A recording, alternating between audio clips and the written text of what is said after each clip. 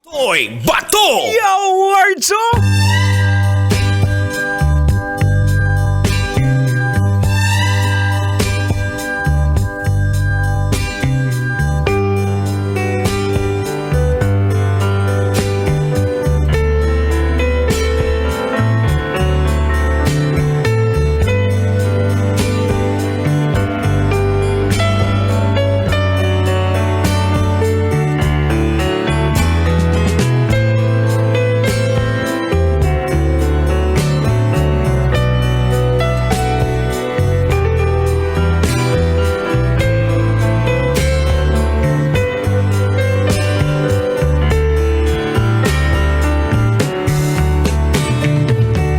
Maayong gabi, pag-usap mga kolog, mga auntie at syempre sa ating mga pamangkin na nakatutoy hanggang ngayon.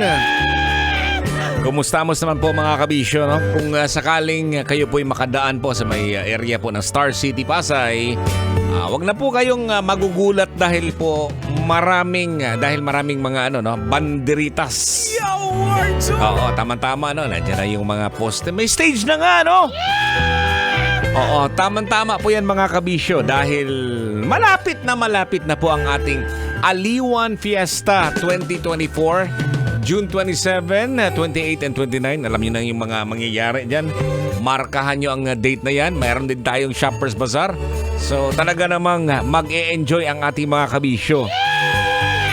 Especially kung ikaw ay isang probinsyano kagaya ni Uncle Totoy, susuportahan natin kung saan tayo. Halimbawa, if you're from Cebu o sa Cebuano or Cebuana, for sure, ang susuportahan mo ay ang Sinulog Festival.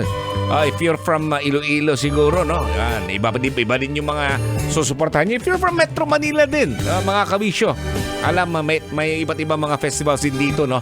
Sa may parting Luzon. Kaya yan yung aabangan po natin, ha? Alright, balik po tayo sa ating pinag-usapan dito mga kabisyo, yung mga linya ng mga magulang po natin para sa mga anak nilang kakagraduate lang sa kolehiyo. Alam na po natin yan mga kabisyo, no? Na ang kahalagahan po ng pagtupad, no?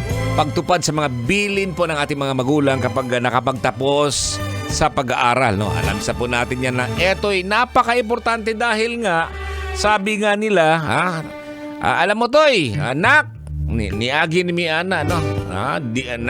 Nadaanan na namin yung ngayon. Totoo yan. So, pabalik na Miana. Yun yung sinasabi lagi ng mga magulang, no? Para hindi po sakaling magkakamali, no? Maraming bilin po ang mga magulang po natin batay sa kanilang karanasan at siguro mga pagkakamali ayaw din nilang maranasan ito ng kanilang mga anak, no? Baka naman sakaling makaiwas. Meron din, no? Gusto ng mga magulang na kahit papano umasenso din yung mga anak, no? Ayaw nilang maghirap, no? Kagaya ng mga magulang siguro. Kaya lagi na lang paulit-ulit na lang yan siguro, no? Siguro sa mga grandfathers pa siguro, sa mga sinaunang mga lolo, lola, laging sinasabi. Pero yun nga, no? Lagi paulit-ulit na sinasabi, dapat mag-aral ng mabuti. Ayaw pa mayabas. Pero hindi nakinig. Kaya ngayon, nag-antos sa tumang kalisod. Oo, tapos sasabihin, pasensya na to, kay saon naman nga, natao man tas pubring lagay. Diba? Repentance always comes last. Kaya payo sa ating mga magulang po mga kabisyo, no? Siguro, no? Paulit-ulit yung, especially sa mga bagong tubo ngayon, sasabihin na, paulit-ulit na lang yan. Alam mo mga kabisyo, kaya nga ginagawa po yan ng mga magulang kasi ayaw nila na magkamali at balang araw din gusto nila na magiging successful ka rin sa iyong profesyon. Ayaw nila na maghirap po. Ayan na. Yung sinasabi po natin mga kabisyo, no? As a summary po, no? Ang pagtupad sa mga bilin ng mga magulang ay isang mahalagang aspeto ng pag-unlad ng pagkatao at pagtamo ng tagumpay sa buhay po natin, no? Siyempre, ang bilin po ng mga magulang ay isang mahalagang pundasyon na maaaring magbigay ng direksyon at siyempre, inspirasyon sa iba't ibang aspeto ng ating pamumuhay. Yan, saludo po sa ating mga angkol o mga auntie at siyempre sa ating mga pamangkin na laging sinusunod ang kani-kanilang mga magulang. Balang araw, magkakaroon din kayo ng mga anak. At paulit-ulit na naman po yan, mga kabisyo. Kumbaga, why sukos balos kol? Di ba?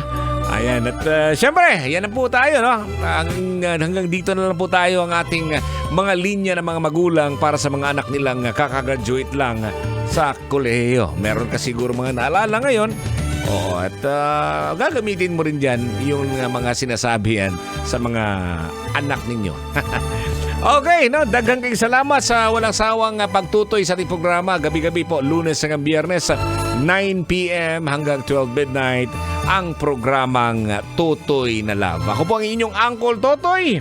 Uncle Totoy ba to? Dito lang po yan sa 90.7 Love Radio. Maying gabi, kabisyo, Amping Pirbi. Kailangan pa bang i-memorize yan?